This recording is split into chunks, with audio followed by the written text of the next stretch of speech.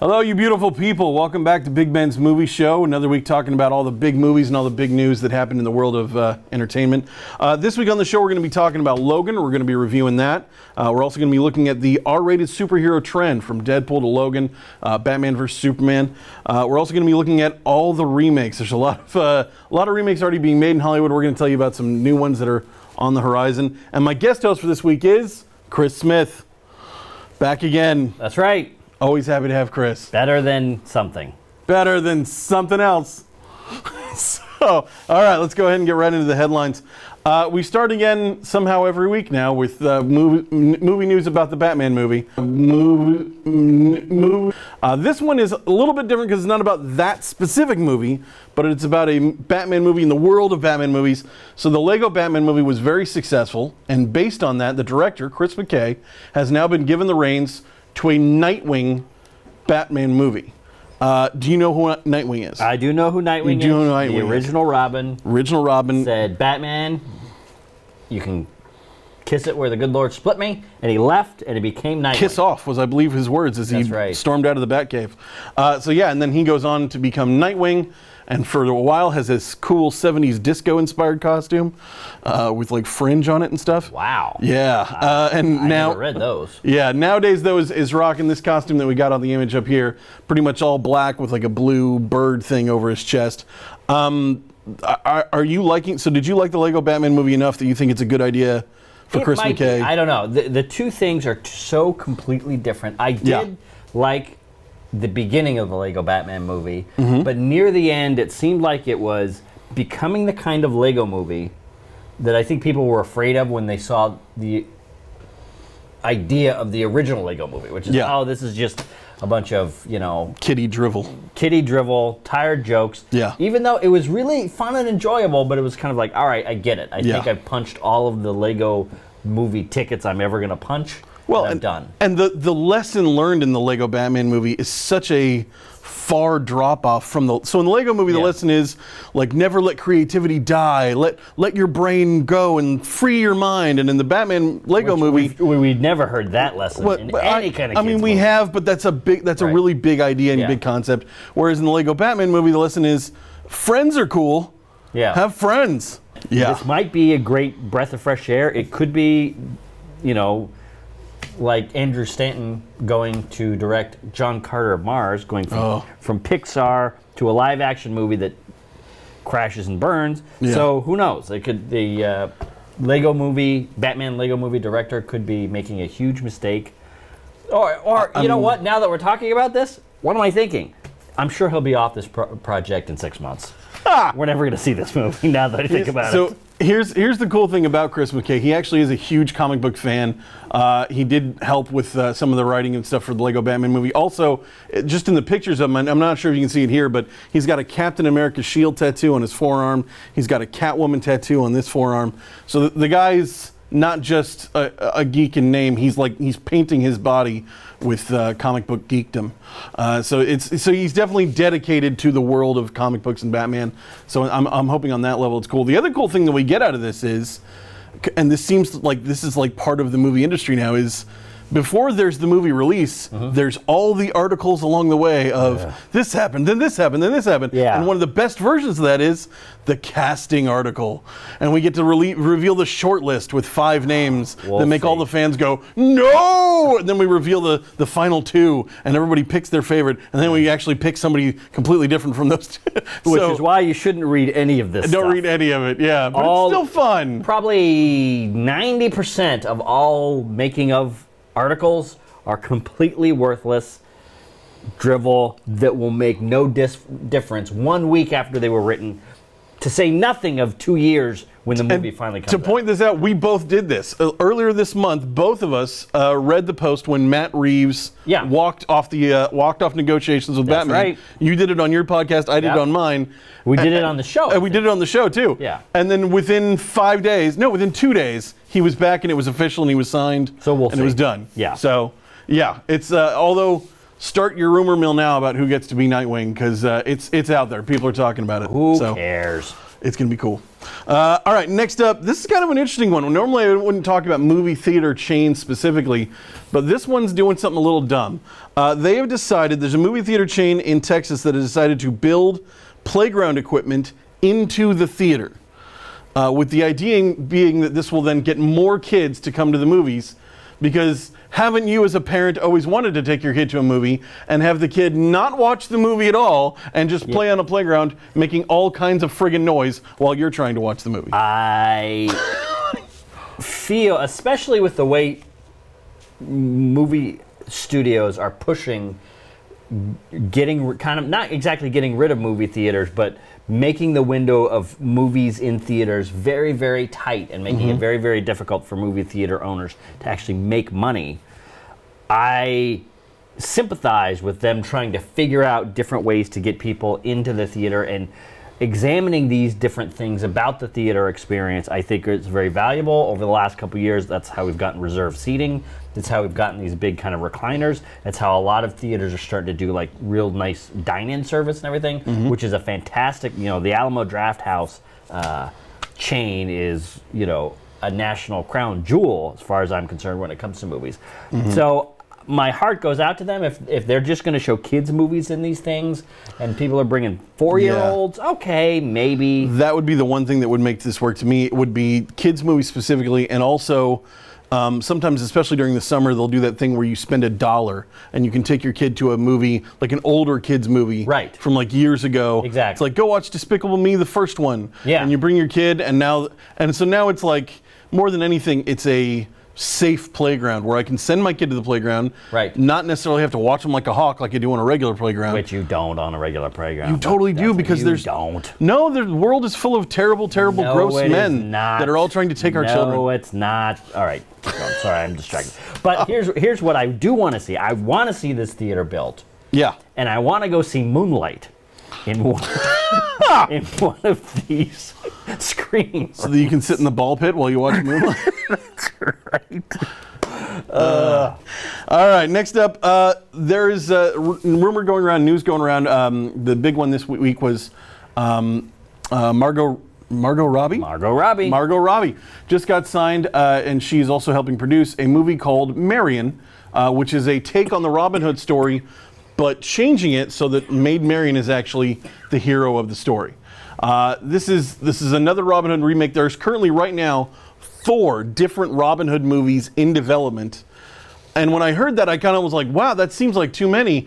I wonder how many Robin Hood movies there are. So I checked. There's a lot. I was going to guess 12. And I thought I was making fun of them at 12. All right.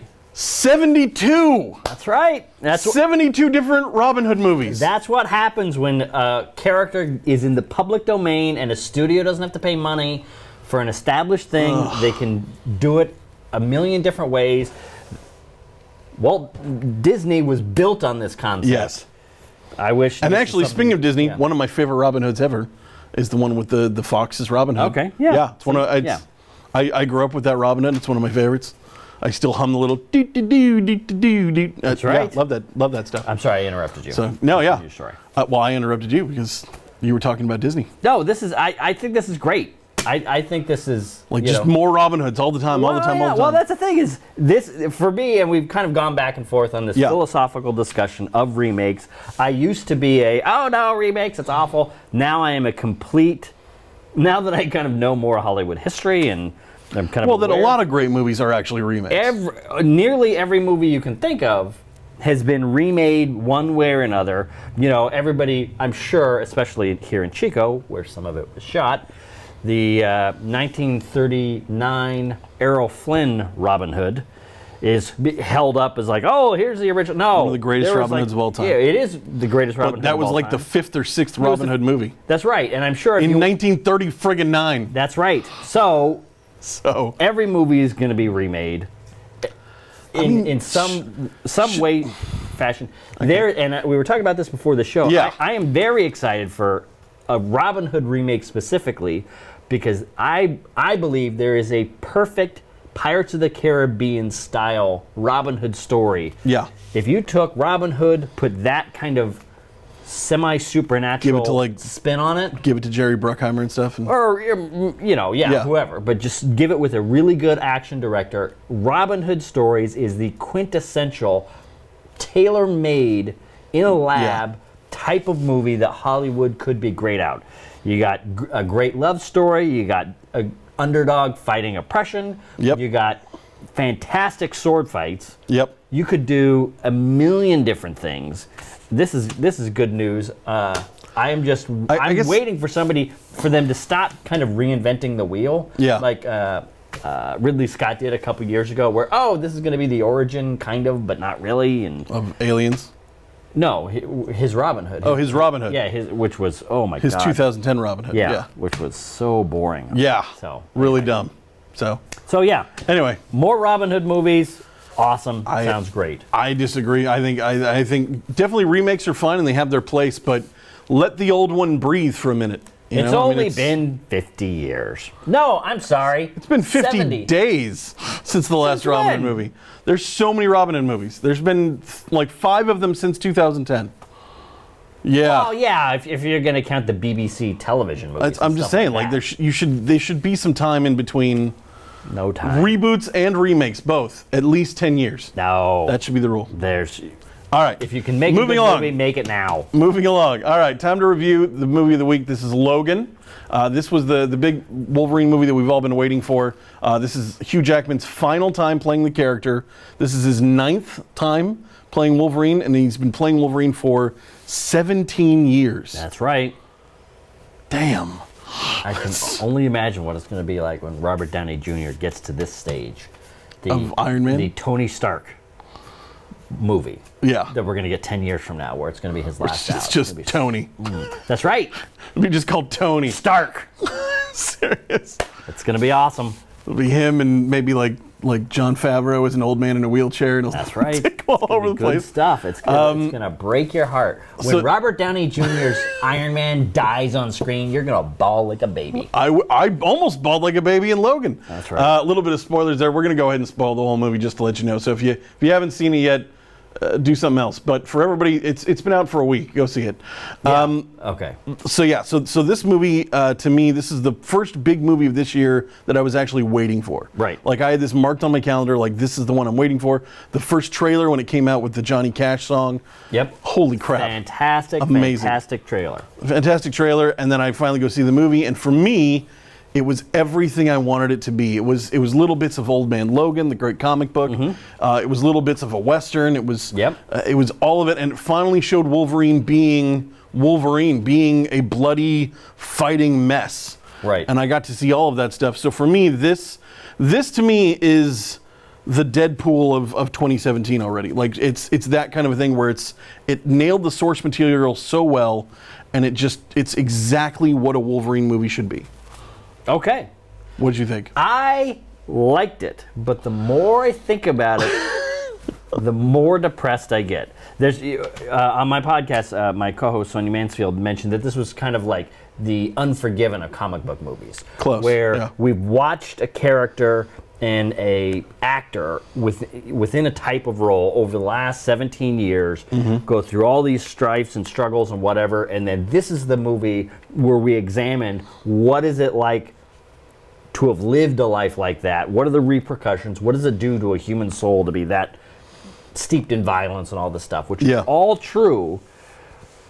The problem is, the more I think about this movie, the less Unforgiven stands out as a comparator, but the more something like Schindler's List or Shoah stands out as a comparator. Because it's just really sad? Or because it's really sad, and essentially this is the story of the mutant genocide that we've been watching, since we started watching X-Men movies, 17 years ago. Yeah. With the running theme throughout the movies is, how much do mutants accommodate? How much do they push back against humans that want to hurt them, Yep. and what do they do? And in this movie, we find out, well, nearly all of the mutants have been murdered. The mutants that are still alive are kind of being phased out and cured the same way polio was cured. And we see some big deaths in this movie of iconic mutants that we've seen. So this really is the kind of final stages of the genocide, which is just the the victory that we see in this movie of Logan dealing with his daughter, his Clone daughter. somewhat daughter of a kind. Yeah. And whether or not he's going to save her and this and that is touching and interesting, and this is very good. It's got fantastic action. It's got some real interesting scenes, but the underlying not so hidden message is this is basically the last gasp of mutant kind. They're all going to be dead. This is a huge, huge tragedy. This is the story of a genocide, which... Although, did you get, though, that some of the mutants weren't killed by the government or something like that? Yeah. There was an accident where Professor X actually... No, I got it. Okay, yeah. So something happened where I'm sure... So, this also is going to be kind of strange next year or 2 years from now when the next X-Men movie comes out. It's like, well, none of this matters anyway, because in 2029, all of you are going to be dead. Yeah, and your buddy Charles Xavier is going to be the one who does the killing. That's right. Yeah. It's just so so it's good, but it's very dark and very kind of sad and depressing. And the idea is, we're going to get these kids over the border. They're going to be safe but you can't tell me that the forces that have stamped out mutant kind all over the world are not going to follow these kids across a border and finish the job. Well, no, but then when you get up there, there's Canadians, and Canadians would never let that stuff happen. Canadians are true and wonderful people that would never kill people that are different from them. Unless you're Eskimos. I would imagine Trudeau is still president, and he's up there just like being wonderful and like baking vegan muffins. You and know stuff what? Like that. Why don't you go up to the Arctic Circle, find an Eskimo village, and ask them about their experiences with the Canadians, and let's revisit this discussion at that point. So so overall though, this movie, I thought, I get your point that it's sad, it's a last desperate thing. One thing you mentioned though that I thought was interesting is the journey, and I think part of the journey, especially for Hugh Jackman, has been, how do I make one of these that's actually good and that I'm actually really proud of? Right. Because for the most part, like the best movie of the X-Men universe, he was barely in it. I believe First Class is probably considered... I would say, that was my favorite. And he's a cameo in that. He is in it for 2 shots. 2 shots, yeah. Yeah. It's, a shot from his face and a shot from his side as they leave. Yep. So, yeah. Right. It's, so this to me was his final... culmination, especially of the Wolverine movies, because they started so poorly with X-Men Origins, and then they build to solid, if mediocre, levels with the Wolverine. Man, that movie's forgettable. It really is. Christmas. That movie is so forgettable. Like I've been watching stuff where they're like, oh, and remember what happened in this? And I was like, really? No, that happened in that? I don't remember. I remember there was a giant samurai robot, which that's not good. I remember. I don't know. That could be cool. I remember that they were in Japan, and that's all I remember. Bullet train something. Something happened. That's it. Yeah, that's all I remember. So yeah, it's the fact that this is now built to, and I like that he's now going out on top. In fact, did you know the reason that he's quitting after this one? He was told by another celebrity, if this is the best one, go out on top and quit. Jerry Seinfeld told him to quit. Oh yeah, no, yeah. There's no doubt. Yeah. I thought that's a great idea that I learned my lesson from Jerry Seinfeld, where he's like, you know what I did? That's right. Like, I waited until everybody loved me more than they ever had before, and I left. They're tired of you. Yeah. So yeah, it's and it's already working. I mean, people are already asking him, "Would you come back if you could do it in Marvel and you could be Wolverine in the Marvel universe?" And he's saying, "Yes, but that's never going to happen. That's not going to happen. Fox will never let that happen." We got close maybe a year ago, and then it feels like that slipped away and it's gone forever. It could be. I mean, Fox is so. We talk about how DC deals with their comic universe. Yeah. The way Fox is dealing with the X-Men universe and all these X-Men stories and all these parallel. Yeah. It's just it's so hard. But I mean, here's the weird thing. To follow as somebody who's deeply Yeah. steeped Oh, nerd. their timeline is completely gone. Yeah, But it's they do have now 3 hits under their belt. They've got Deadpool, they've got Logan, and if you're watching television right now, Legion on FX is wildly entertaining and very interesting. We will pretend that X-Men Apocalypse doesn't exist for the purposes of this conversation. Yeah, this is what's weird though, is that like within the last year they had Deadpool, wow, X-Men Apocalypse, why'd you do that? And then you got Legion and Logan coming out almost at the same time, and you're like, both of these are wonderful. So someone over there knows what they're doing, and apparently that person is not in charge of the actual mainstream X-Men movies. Oh, that's right, because Legion, correct me if I'm wrong, doesn't connect up with any of this stuff. Doesn't connect up with any of it. So I guess it's an X-Men story, but not really. They mentioned it's got mutants, it's got the Marvel logo before it plays. According to Fox, in some way it does link up to the X-Men universe. But I mean, it's a story about the son of Charles Xavier, and none of that's mentioned. Right. Yeah. So I don't know. Yeah. Logan. Yeah. So Logan. But it gives me hope. It gives me hope for Fox in the future. Maybe. So. Yeah. If we forget the past 17 years of Fox history. Yeah. All right. Next up, we're going to be looking at, so Logan is also another in this trend of rated R comic book movies. Deadpool was, of course, the big hit last year. Batman versus Superman had a rated R version that shipped with the Blu-ray. And now with Logan having this much success, studios are starting to talk about, have we been missing out on all this rated R comic book goodness? Wanted to go ahead and take a look at 5 other comic book properties out there that might make really good movies. So, number 1, and this is the one that Warner Brothers has been talking about for years. In fact, at one point, The Rock was attached to star in this, and that's Lobo. Do you know Lobo? Not really. Yeah. All of these, I kind of know a little bit. Okay. But Lobo is kind of like a motorcycle guy. Yes. Lobo is a motorcycle guy from space. He's a bounty hunter. Motorcycle guy. That's what I know. He correlates with Wolverine on a couple different levels. One, he usually kills people by cutting them open. He has a hook that comes with his motorcycle that he uses to slash people, and he likes to punch them. He also has pretty crazy hair. The other thing that he has is a healing factor, just like Wolverine, where he can, if there is a single drop of blood left, completely regenerate his body in moments. So, all right. Yeah, so that's this. And it's interesting too, because now Deadpool, Wolverine, and then this guy would all be this thing of like, look how much we can hurt the hero, and he just keeps coming back. It's fun. Yeah. People really seem to like that. I am not interested. Deadpool was a real breath of fresh air. Yeah. It was a real difference, and it was using the R rating to do something interesting.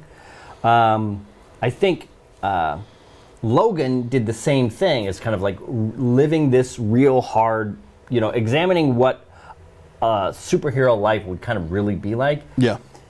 But the idea that R-rated comic book movies are somehow going to be better, or it's somehow some important difference when it comes to the storytelling, I don't get it. DC, they're coming to get me. The Dark Knight is essentially a rated R movie. Yes. Dark Knight or Batman versus Superman is. I mean, DC's been making rated R basically comic book movies for years, and it's just been nudging it off the bat a little bit to make the PG-13. It's been either wildly successful and interesting, like The Dark Knight, or it's been kind of mediocre and meaningless, like The Dark Knight Rises. Batman versus Superman is what I was going to say. Oh, okay. So I don't. This seems, to be honest, this whole R-rated comic book trend that people are talking about now seems like studio heads, not directors or writers, but studio heads grabbing onto the latest shiny object and saying, "This is why things are successful," and completely misunderstanding. And I think there'll be some of them that'll be hits. There'll be some that are misses. Yeah. The advantage of it is that the next 3 on my list are all things that are kind of under the radar. Those will now have a chance to come up. The next one on my list is Why the Last Man, written by Brian K. Vaughan. This is an amazing story. It's I believe it's 60 issues, and it's all written as one big story with a beginning and a clear ending. Not like a lot of comic book movies comic books just want to go on and on forever. That's their normal thing is just serialized storytelling forever. This one was always conceived as one long story, beginning and end, done.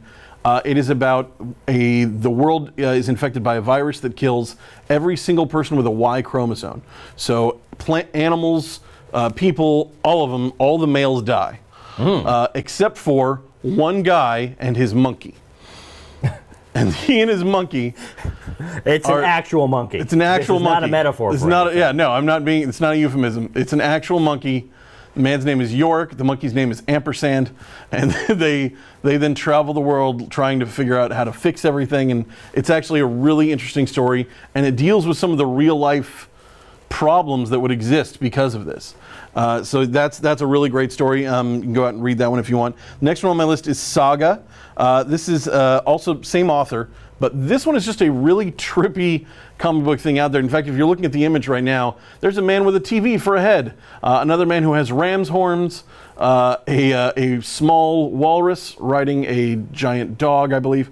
It's crazy. It's a little nuts. It's about different planets, but at the core of it, what it is a Romeo and Juliet story where Romeo and Juliet, instead of dying together, have a baby and now are on the run from both of their families. And in that sense, it actually becomes this really interesting and great story. So, that sounds interesting. Right? Yeah. Why does it have to be rated R?